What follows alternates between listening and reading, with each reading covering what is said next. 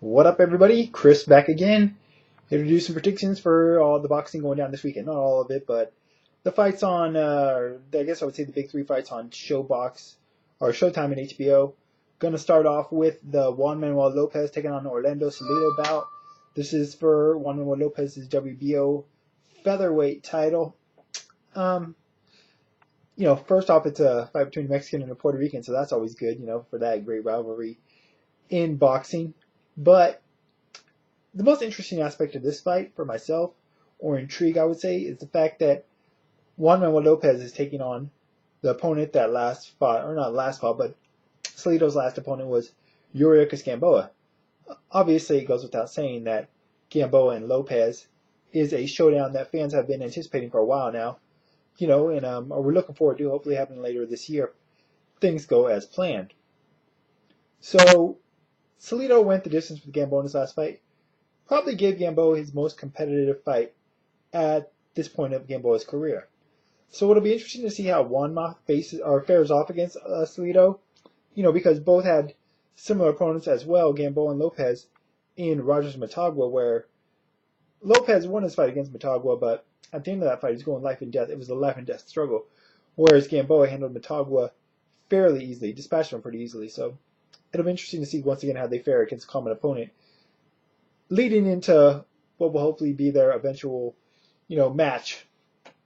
That said, as for this fight, I favor Juan Manuel Lopez. Aside from the fact that I think he's a better fighter, I think he's a more talented fighter. But he does have vulnerabilities. He is wide open for hooks, both right and lefts. We've seen it in fights against Penalosa and also in fights against Bernabe Concepcion as well as Motagua.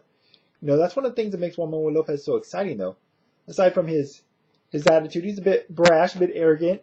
Not on Floyd Mayweather's level, but he definitely has that cocky demeanor to him, that confidence. But also the fact that though he's a supremely gifted and talented fighter, he has vulnerabilities defensively. We've seen him hurt on numerous occasions. We've seen him knocked down. But it makes his fights exciting. It's reminiscent, obviously, of a young Tito Trinidad who would get knocked down and get back up and then, take his opponents out. So he definitely has that in common with his fellow countryman, Tito Trinidad. But as for this fight, I don't think Salido really has much punching power to threaten Juanma. Sure, he could hurt him, but I don't think he's a real threat to take him out of there. I do think it'll be a fairly competitive bout. I don't think it's going to be one-sided necessarily, but I expect Juan Manuel Lopez to be in control for the majority of the fight. I'd say going the distance, obviously if I can end at any time, but more than likely I think it'll go the distance. I mean, Salido went the distance with Gamboa, who I think is as dangerous, if not a more dangerous and powerful puncher than Juan Manuel Lopez, so I think Salido could do the same here. But I'm definitely going to go with Juan Manuel Lopez to win this fight by unanimous decision, but like I said, I'm most intrigued by seeing his performance and how he fares as opposed to how Gamboa fared against Salido. Moving on to the HBO card, doubleheader, first fight, I believe it's the first fight being viewed. Amir Khan defending his WBA junior welterweight title against Paul McCloskey. In full disclosure, I know nothing of Paul McCloskey. I know he is either undefeated or has one loss. He has some kind of a European title, and that's about it. The fact that I read Sky Sports pay-per-view over in the UK, which is their pay-per-view provider, is not even wanting to have this fight on their pay-per-view system, leads me to believe that they don't see it as a competitive bout. And considering the amount of attention and, weight that Amir Khan holds over there in the United Kingdom, that just goes to tell me that this is probably going to be a non-competitive bout. Amir Khan is coming off that battle, that serious, fight of the year candidate last year against Marcos Maidana in December. Great fight. Thought he was going to win early with that first round knockdown body shot, but Maidana got up. Khan controlled the majority of the bout till late when Maidana came on strong and almost took Khan on, but Khan was able to survive, and ultimately win a decision. Without having seen much of McCloskey, I can't break this fight down too in depth, though that's not really something I do in general anyway, But I imagine Khan's the better boxer, definitely more talented, definitely the faster. Khan's one of the faster if not fastest fighters in the game right now. I imagine he'll just use his speed from a distance, probably pick McCloskey apart, and it's hard for me to say what kind of a chin or shot McCloskey could take, not knowing much about him, but I believe Khan's going to probably want to make a statement in this fight, particularly if it's potentially going to lead into a unification bout with Tim Bradley in July that's been rumored. So I'm going to go with Amir Khan to win this fight by stoppage somewhere mid-rounds. Amir Khan's shown when he's facing opposition that is not on his level, or opponents that aren't really threatening to him, that he can really go in there and handle business and take care of them. So I expect the same here, and I think Amir Khan's going to win this one pretty handily, and just pretty much blow McCloskey out the water, so to speak. No disrespect to McCloskey, like I said, I don't know anything about the guy. Maybe he'll put up a more spirited battle than I expect, and if so, then look forward to seeing it, or how it plays out. Main event on Saturday night's HBO doubleheader. WBC welterweight champion Andre Berto defending his title against Victor Ortiz. Although it is for the welterweight title, I believe the fight's being held at a catch weight of 146 pounds. Interesting. Catchweight bouts, I wouldn't say they're becoming the rage in the sport, but definitely a lot more of them happening over the last few years than the previous decade. But no doubt about that. As for this fight, Berto coming off the first round knockout of Freddie Hernandez. I'll say it's a good win. It's hard to see what to make over a win over Freddie Hernandez, but it was an impressive knockout, if nothing else, by Andre Berto. As for Victor, for his part, he's coming off the draw against Lamont Peterson in his last fight. Although I think many believe that Victor Ortiz deserved to win a decision, but the judges didn't at the end of the day. For better or worse, that's all that matters. As for this matchup, normally I'd say I'm surprised that Victor Ortiz, who's coming off a draw at junior welterweight, is fighting for a welterweight title in his next fight. But considering he's fighting Andre Berto, I'm not all that shocked. Berto is a guy that a lot of fans have been down on throughout his career. I'm not so much down on him, but I have stated in the past that I think he's taking the path of least resistance as a champion. He's had an easy road for the most part. I mean, he won his title over Mickey Rodriguez, who I'd never heard of before or since.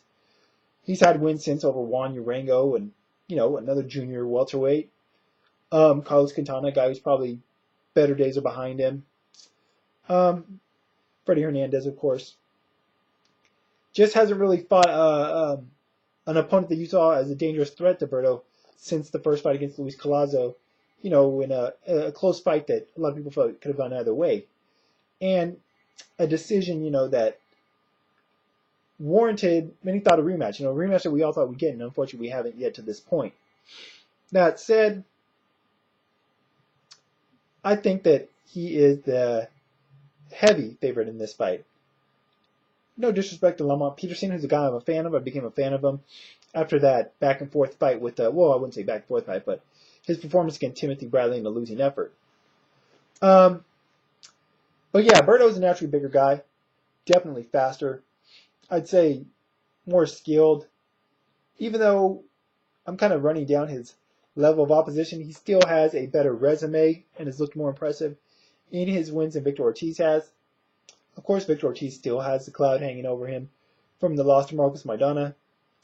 Since then, he still hasn't looked all that impressive. He's had the wins over Nate Campbell, Antonio Diaz, and then the fight against Lamont Peterson. Well, it was a competitive bout, but I think a lot of people expected Victor to win that fight more convincingly, and he didn't win it, but I don't know. He was in control of that bout early on, and with knockdowns, it really looked like he was going to get Lamont out of there, but he let Lamont hang around, and Lamont, was able to make it the distance, making it a much more competitive fight than it seems like it should have been the way it started out.